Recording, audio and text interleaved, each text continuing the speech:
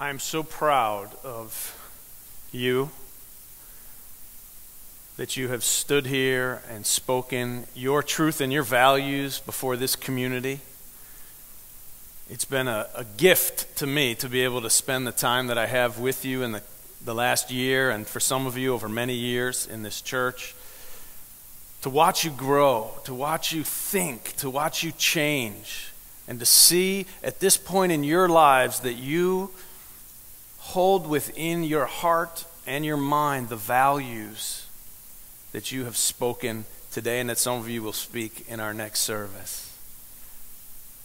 It's an incredible thing when you think about this. Scientists have told us that all the DNA that exists in the world existed at the moment of creation, and it has just been forming and reforming itself over billions of years until the point that it formed into human beings, and suddenly for the first time the world became conscious of itself. Creation became conscious of itself and began to think and began to ask questions.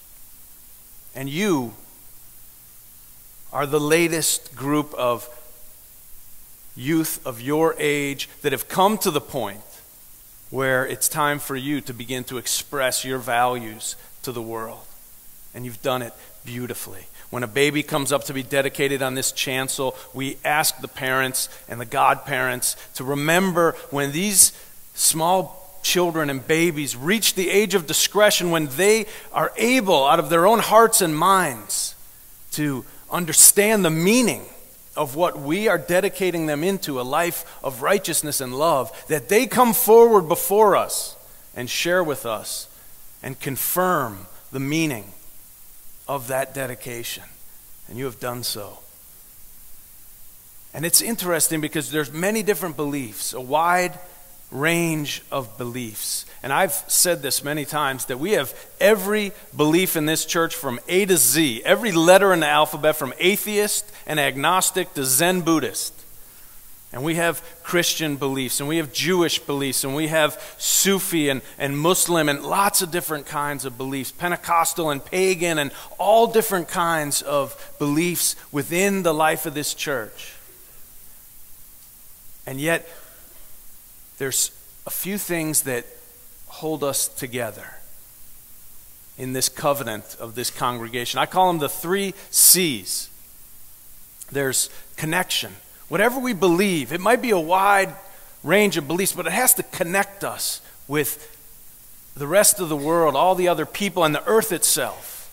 Connection. If there's no connection, if your beliefs lead to disconnection, to separation from others, from nature, then there's something wrong. We ask you to relook at your beliefs, because remembering that we're all one with each other and with creation. Connection. The second C is compassion. Many of you talked about service to others, giving back, helping others, the role of friends and family. Compassion is so important. If your beliefs don't lead you to be a compassionate, serving soul in this world, then we ask you to go back and look more closely at your beliefs, but yours do. And the third is courage. Courage means being able to follow those values and follow those beliefs even when it's hard, even when it costs you something, even when it may be scary to do so. But if you truly believe that your role is to help others, to include others, to embrace diversity, then to do that with your life, even when it may be very scary to do so. Connection, compassion, and courage. Those 3 things we all have together. And no matter what we believe about the metaphysical ideas of how we got here and the nature of God and all those other things, well, one thing that holds us together is our commitment to connection, compassion, and courage. Now, when you have a lot of different beliefs, you see, what's interesting is the world has a lot of different beliefs, but different beliefs lead to a lot of conflict and fighting and even war. When you have a lot of different beliefs, it's like, if you can imagine on the hand, we've got all these fingers. And if they believe differently, sometimes it can be hard to work together. But then there's the thumb. We're talking about evolution a little bit today, being Earth Day. The thumb is an amazing thing because the thumb can work with each one of these fingers. They can't do that much together by themselves, but when you have a thumb, it can work with every single one of these fingers. And so the thumb is so important, and that's what you are. The way that you can embrace each other and embrace diversity, it makes you like a thumb, a border walker that can cross so many different worlds and so many different people, and it's the thumb that can help bring the world together. That's the kind of leader you are. That's why we need people like you. You create bridges in the world between people who are believers and non-believers, people who go to church and don't go to church, people of different faiths and ideologies. Because here in this church, we talk about a love beyond belief. Beyond all the beliefs that we have, we understand that there is a love that is within all of us and greater than each of us. And we are meant to be examples of that love in the world.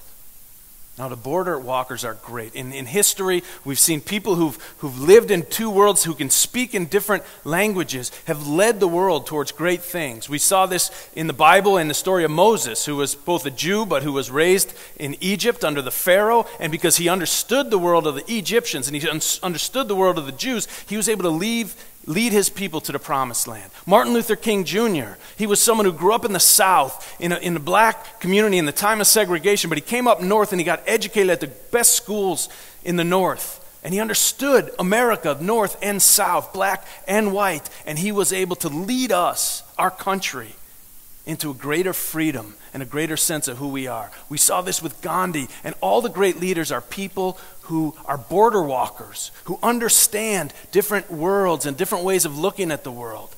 You are that kind of person. You will continue to be that kind of leader. And we are very proud of that. And I want to mention that at this point in your life, as you come of age, you're also walking on a different kind of border. The border between childhood and adulthood. What it means is that you still have one foot in childhood, and you also have one foot trying to make its way into adulthood, but you're not quite there yet. It's this awkward time of life that we call adolescence. And the parents who are here, it's a coming of age for you. It's a rite of passage for you as well, because your parents still have the legal and moral responsibility of your life and over your life. And yet, your parents and guardians, and yet at the same time, they also know that at this point they need to lead you to take more and more responsibility, to make more and more decisions for yourselves, so that you can grow when you reach adulthood, that you're ready to go off on your own. And I know today you took a huge step forward as you expressed your beliefs and did everything you've done to graduate from this program, to show them that you are well on your way to becoming responsible adults. But it takes great wisdom, and I like to bring my sword to this service, not to hurt anybody, but the sword is a symbol of wisdom in many cultures and in many stories. And you know why the sword is such a symbol? The sword, someone who has a sword and knows how to use it, has the power over life and death. You have reached an age in your life, and this is why you're going through this process, and this is why this is such an important rite of passage.